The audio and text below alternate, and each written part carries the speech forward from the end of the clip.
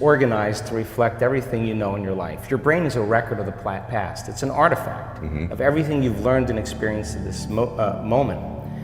Feelings and emotions are the end product of past experiences, and we can remember experiences better because we remember how they feel. So most people wake up in the morning and they start remembering all their problems, and those problems are connected to certain people and certain things at certain times and places.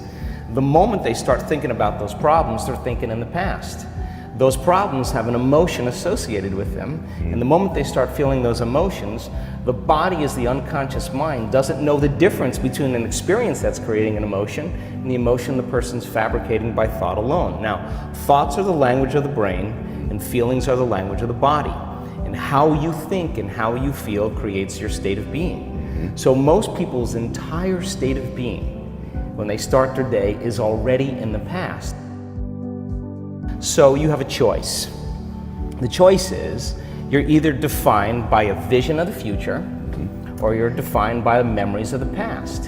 And when you decide to say, okay, I'm going to change, and you decide one thing: I'm not going to eat this food, I'm going to wake up earlier, I'm going to do something aerobic, I'm not going to have sugar after 6 o'clock, whatever it is, the person, whatever choice a person makes.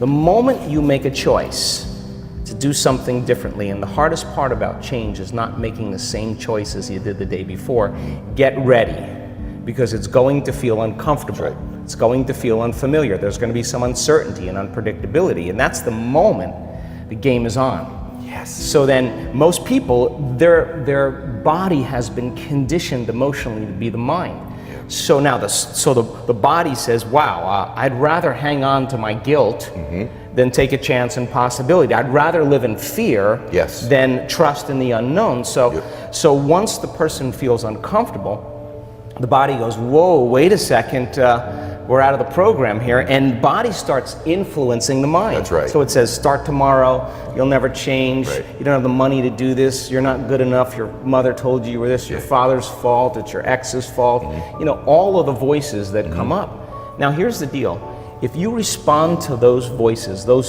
same thoughts as if they're true, by the way, they're always going on behind the scenes of your awareness, but now they're amplified because you're outside your comfort zone. You believe in that thought's going to lead to the same choice, which is going to lead to the same behavior, which is going to create the same experience and produce the same emotion, and the person's going to say, this feels right. No, that feels familiar. Going from the old self to the new self is a neurological, it's a biological, it's a chemical, it's a hormonal, it's a genetic death of the old self. And people will say to me, in that void, in that unknown, I can't predict my future. And I'll say to them, the best way to predict your future is to create it. Not from the known, but from the unknown. I love it. So close your eyes now and think about that vision.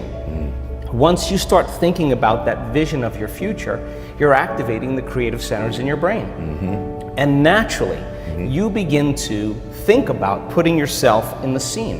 Yes. And the act of doing that, when you're truly passionate and truly present, the moment you're defined by that vision, when the thought in your mind becomes the experience, you begin to feel the emotion of the event before it's made manifest. Now, you're giving your body a sampling, a taste of the future.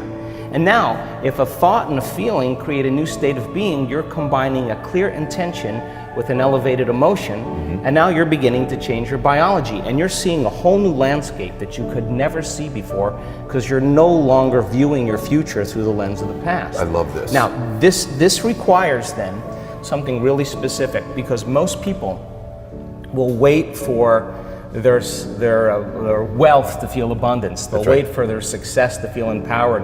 They'll wait for their new relationship to feel loved. They'll get all these things when. Yes. So think about that. The absence of getting those things causes people to live in lack their entire life. That's right. And so they're waiting for something outside of them to change how they feel inside of them. And if they're not creating a new life, then they're not applying the proper principles, then they keep all their manifestations, all their dreams at arm's length.